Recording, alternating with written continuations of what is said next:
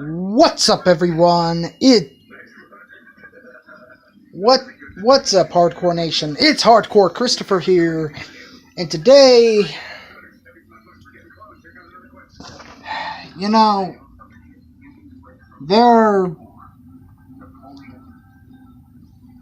are people that bug me. Shocker, right? People that bug me. And one of them just so happens to be that little mealy mouth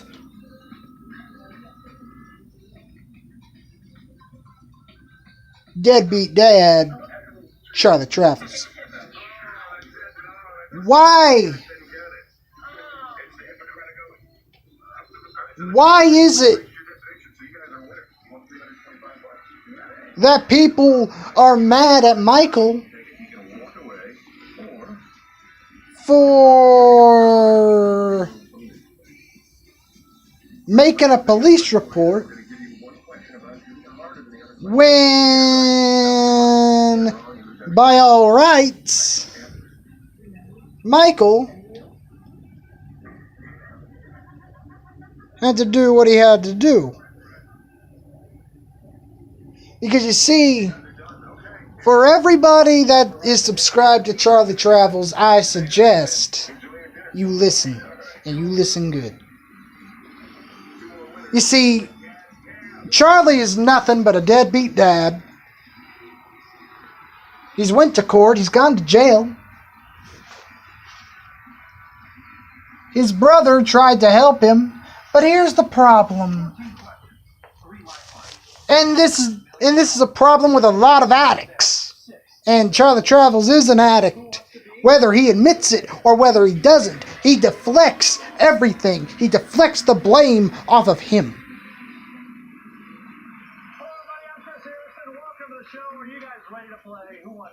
An addict doesn't want help.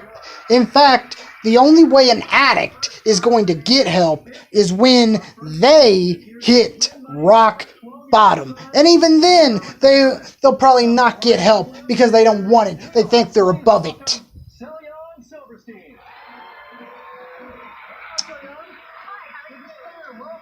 Charlie, he preys on women who have low self-esteem,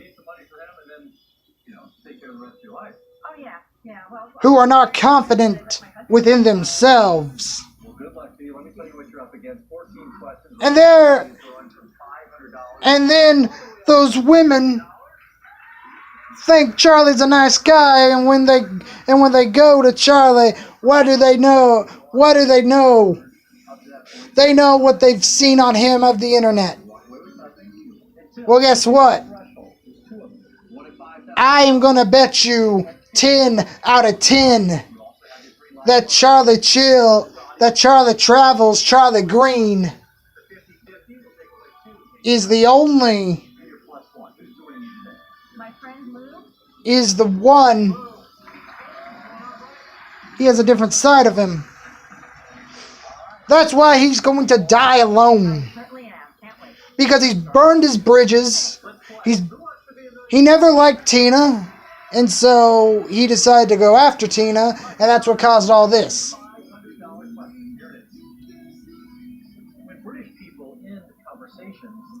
Charlie Chill. Charlie Travelz. Whatever. Your father didn't even want you at his funeral. He wanted you to stay the hell away from him, and yet you go on social media and you go, all I want to do is see my dad. Well, you know the reason why you couldn't is because of yourself.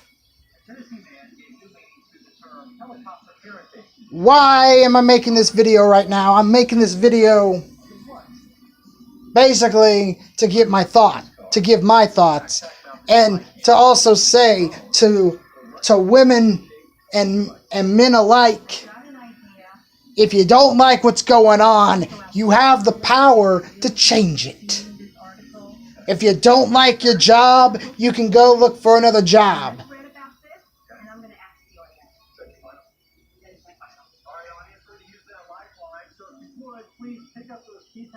But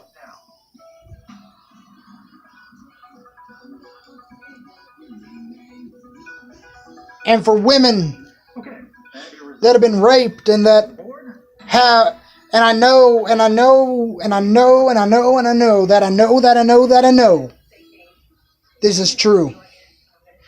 Rape victims, they blame themselves. Well, here's what I say to that.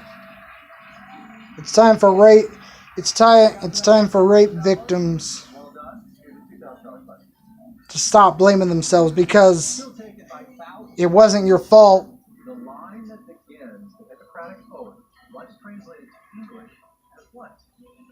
You didn't know what was going to happen. You didn't know they were going to force themselves on you.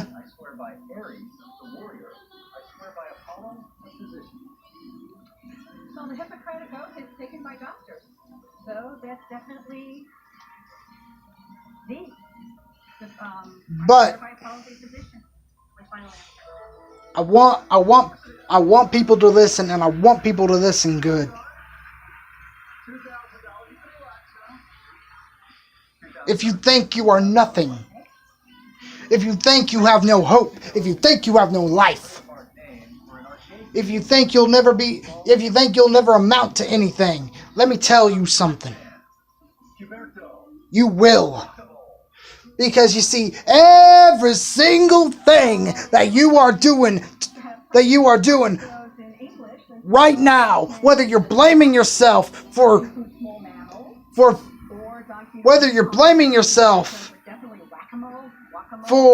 other things, whether you're saying, oh me, oh my, why is this happening to me? Whether you don't see a light at the end of a very, very dark tunnel.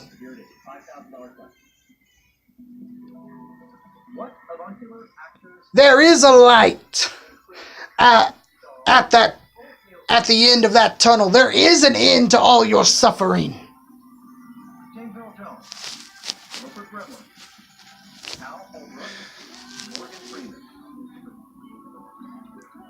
There's an end. You know, there's only one thing in life that we are guaranteed. We are all guaranteed to be born, and we're all guaranteed to die. It's what you do in your life. It's what you do in your life before you die.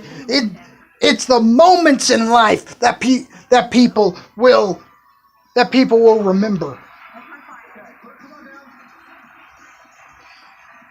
It's the moments that you shared with your family, that you shared with your friends,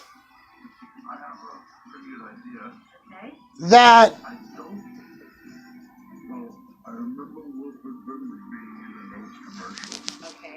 almost sure of that. I don't ever remember seeing James Earl Jones for more than 3 minutes doing that sort of commercial. That make it worth it. If you trust me, if you die and you're up at the pearly gates, and there are people that say, oh, I'm glad he's gone. Or I'm glad she's gone. Let me ask you, what did you do in your life? Me, I've always strived to be the best I can be. Me, I've always tried to help people that wanted my help.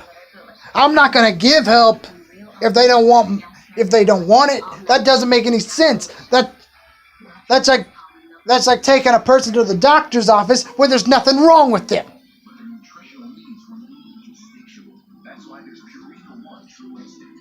But if you think, but for the people that think they have lost it all, I'm here to tell you something. You haven't lost.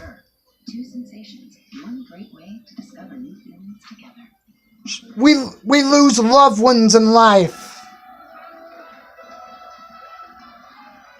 We lose friends in life.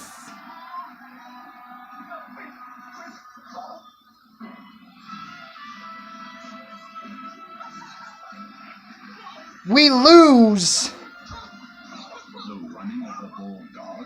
And I know it's sad.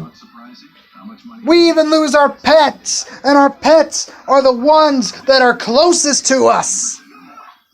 That'll be there whenever we need to talk. That'll be there whenever we're feeling down and alone.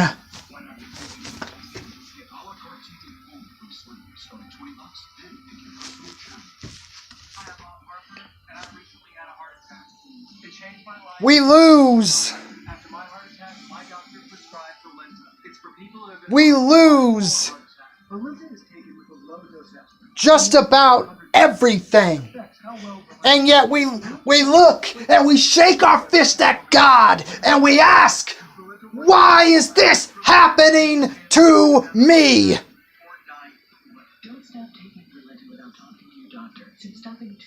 Ever ask yourself,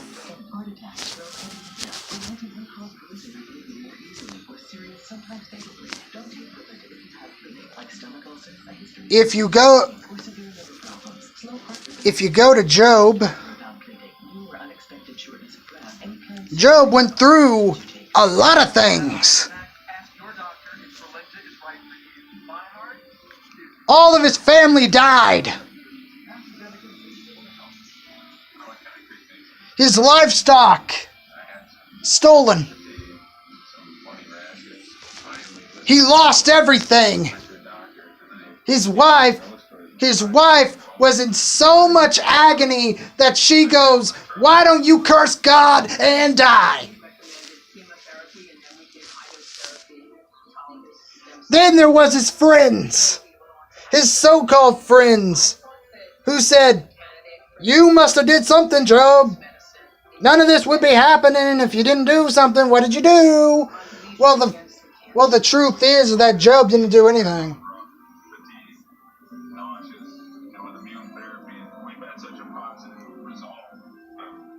Job, you see, what had happened is that God had put a hedge of protection over Job to where Satan couldn't get him, and then Satan goes and says, why don't you remove that covering? Why don't you move your protective hedge around him, and then I can do whatever I want. And he'll surely curse you. Well, so God said, okay, I'm going to remove my hedge of protection around Job and go, and you can do whatever you want, but you can't kill him. You can't kill him. So, Satan tried everything. Boils, losing everything. And of the four choices up there, Texas at one point was its own republic. And 1836 means approximately about the right time for that. I'm going to take a chance on it. His friend, Satan even used his friends. Texas, final answer. My home state, I'm pretty sure too. That's right. But here's what happened. You see, Job If you go read Job, you'll find out that Job wasn't really too pleased with his friends or with God, but he cursed. Now, Job didn't think of suicide. In fact, he never said that. He just cursed the day that he was born.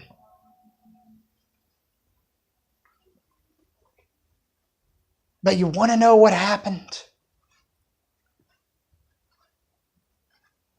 Job,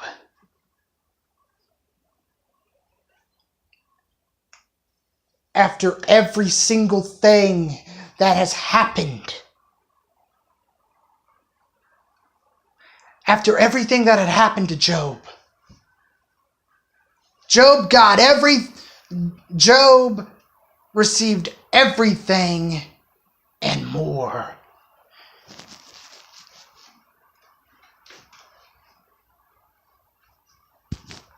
You see, why did I bring up Job? Because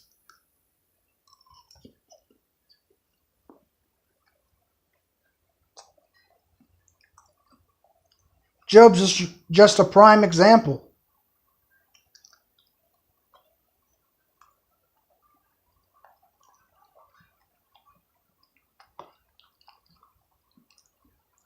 Job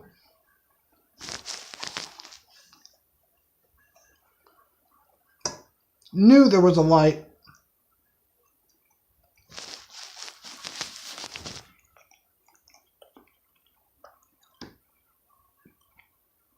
Because he said, the Lord giveth, and the Lord taketh away.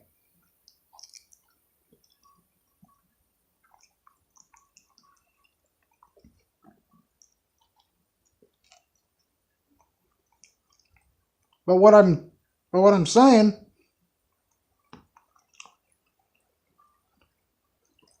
is that for every person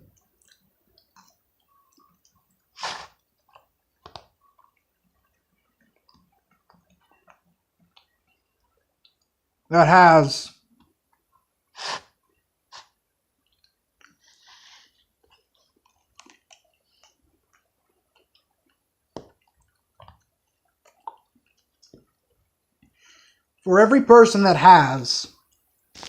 or is going through something, don't give up.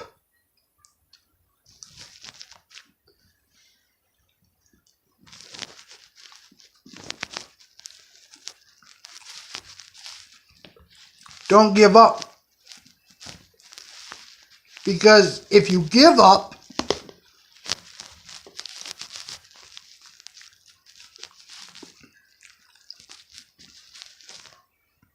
you're basically saying, I quit.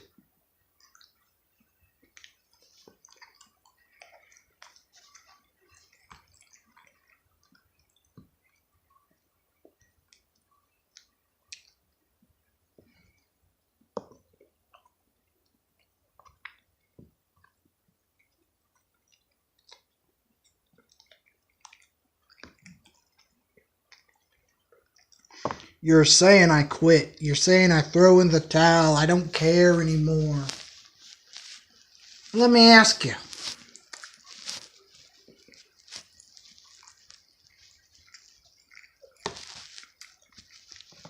For every person that has kids, mom, whether it be a single mom, single dad, a married couple,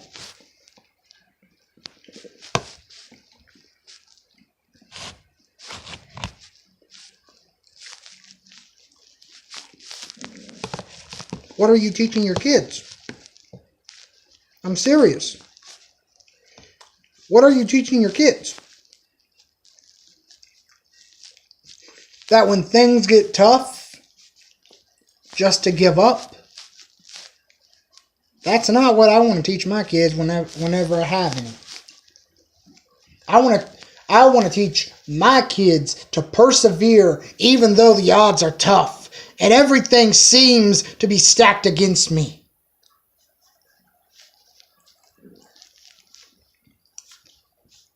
Eventually, all the suffering, all the time spending hunting for a job, filling out applications, every single thing, all worrying whether, do I have enough to pay the rent? Do I have enough to pay the mortgage? Do I have enough to pay the bills? It's going to be worth it.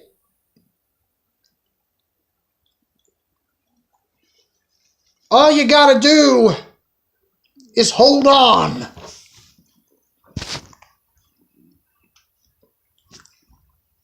All you gotta do is hold on.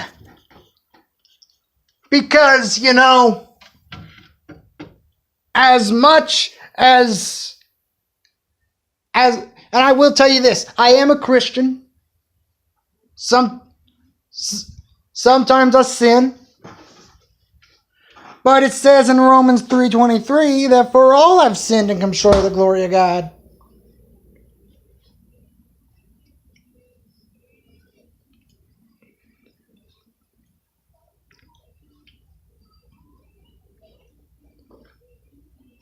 And I'm going to tell you this.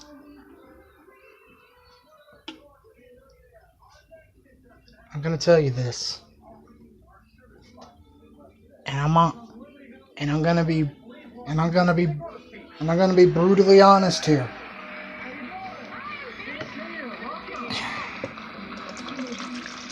How big is this big family? My dad is the oldest of 12. Which is crazy nowadays. But yeah. A lot of aunts and uncles you got running around. All you got to do is hold on to that nail-scarred hand.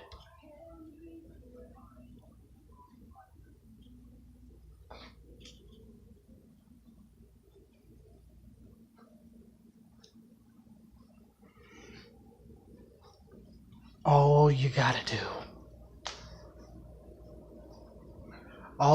do is believe. You gotta believe. Because I know what it's like not to have a job. I know what it's like to have people pushing me. I know what it's like to get beat down by a dog and want nothing to do. You lose all self-esteem. I know what it's like to be bitter. I know what it's like to cry. In fact, crying is all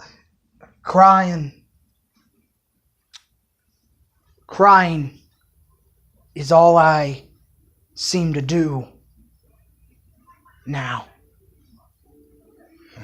Because things won't go as we want it. In fact,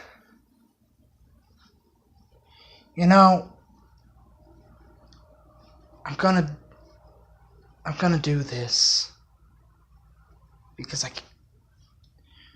think I need to say this. A Christian band, Casting Crowns, released a song in 2009.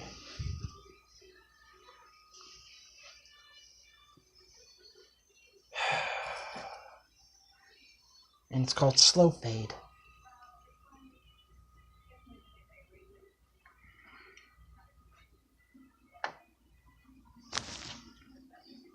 That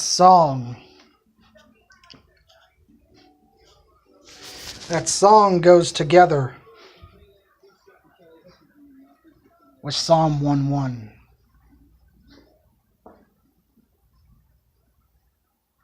Psalm 1:1 talks about person seeking ungodly counsel.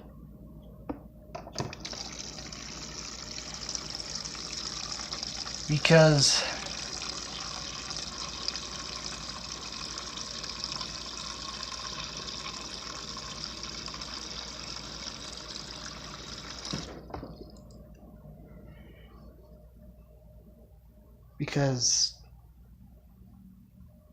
Casting Crowns got it right.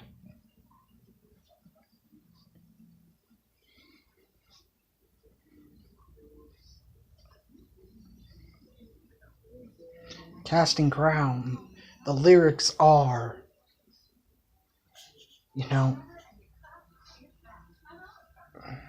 be careful, little eyes, what you see. It's the second glance that ties your hands as darkness pulls the strings. Be careful, little feet, where you go, because it's the little feet behind you that are sure to follow. It's a slow fade when you give yourself away.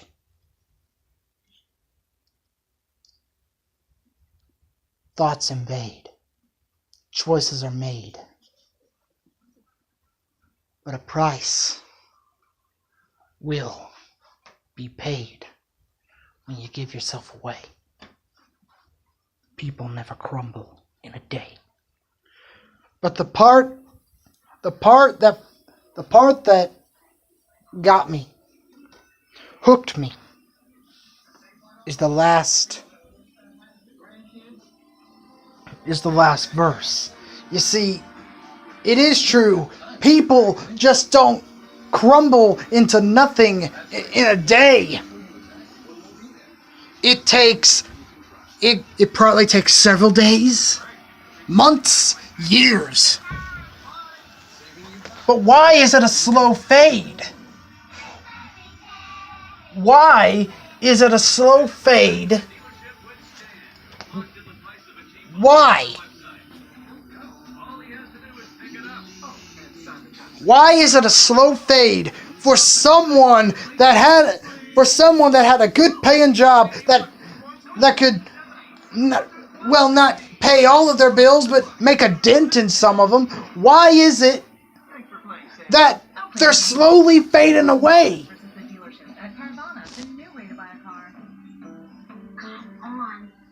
It's because of their counsel. What